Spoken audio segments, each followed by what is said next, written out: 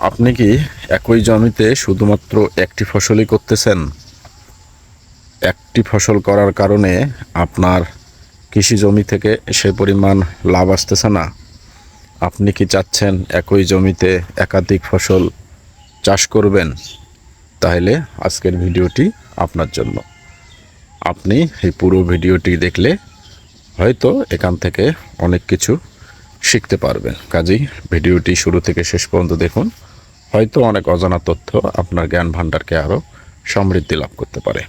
আসসালামু আলাইকুম। JNA অ্যাগ্রোর পক্ষ থেকে আপনাদের সকলকে জানাচ্ছি আন্তরিক অভিনন্দন এবং শুভেচ্ছা।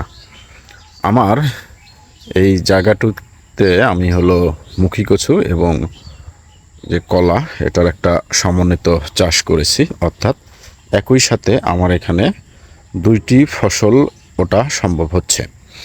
গতবারে এখানে আমি কলার সঙ্গে লাগিয়েছিলাম হলুদ। তো সেই হলুদটা উঠে যাওয়ার পরে আবার এখানে আমি মুখী কচুগুলো লাগিয়ে দিয়েছি। কচুগুলো আলহামদুলিল্লাহ মোটামুটি খারাপ না, ভালো হয়েছে। এবং সাথে আপনারা দেখতেছেন কলার সেটাও আলহামদুলিল্লাহ খারাপ না। কলাগুলো খুব চমৎকার হয়েছে এবং ভালো হয়েছে। এবং প্রতিটা গাছেই আপনার এখন কলা আসতেছে। আমি যদি দেখাই, প্রতিটা গাছেই এখন কলা। এই যে সামনে একটা গাছ, এটাও যদি দেখাই, এটাতেও কলা চলে আসছে। এটাতে যদি দেখাই, এই যে এটারও কলা ধরছে। এইটার কলার মোচা কেবল বের হচ্ছে, এখান থেকেও কলা আসবে। অর্থাৎ প্রতিটা থেকেই আপনার এখন এগুলো কলা হওয়া শুরু করছে এবং সব কিছুই মোটামুটি আলহামদুলিল্লাহ ঠিকঠাক আছে। হয়তো কিছুদিনের মধ্যে এখান থেকে মুখী কচুগুলো তোলার উপযোগী হয়ে যাবে। এরপর মুখী কচু তোলা হয়ে গেলে এখানে হয়তো আমি আবারও হলুদ লাগিয়ে দেব।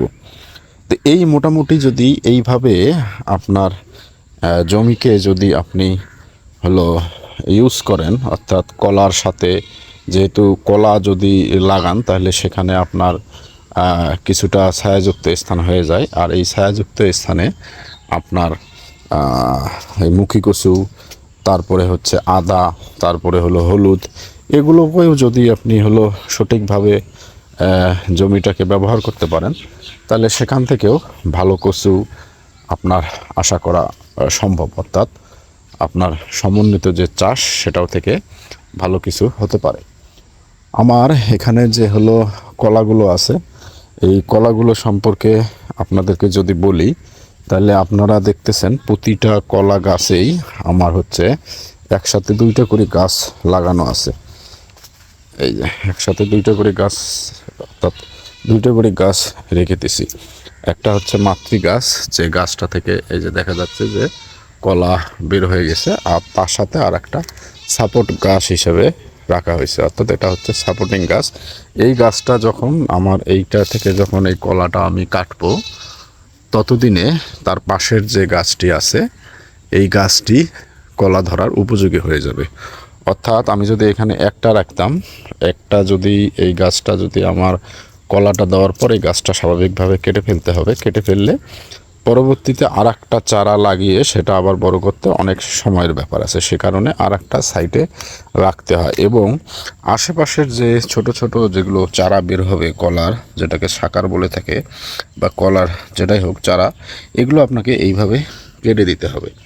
এই যে সবগুলো এইভাবে কেটে দেওয়া আছে। এগুলো যদি এইভাবে কেটে দেন, তাহলে আপনার যে কলা গাছের যে খাবারটা দেয়া হয়, এই খাবারটা সরাসরি মাতৃ গাছটা নেবে এবং তার সাথে সাপোর্টিং গাছটা গ্রহণ করার ফলে দুই গাছটাই বড় হয়ে যাবে এবং কলাগুলো খুব ভালো হবে এবং কলাগুলোর সাইজগুলো খুব সুন্দর হবে। আমার এখানে প্রতিটা কলা গাছেই এইভাবে করে দেয়া আছে।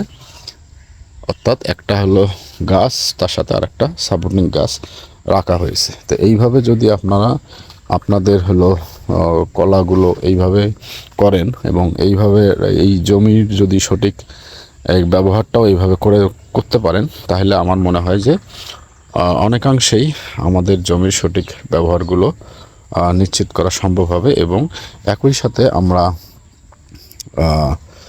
দুই ফসল তিন ফসল চাষ করে সেখান থেকে হয়তো ভালো কিছু প্রফিট করতে পারবো।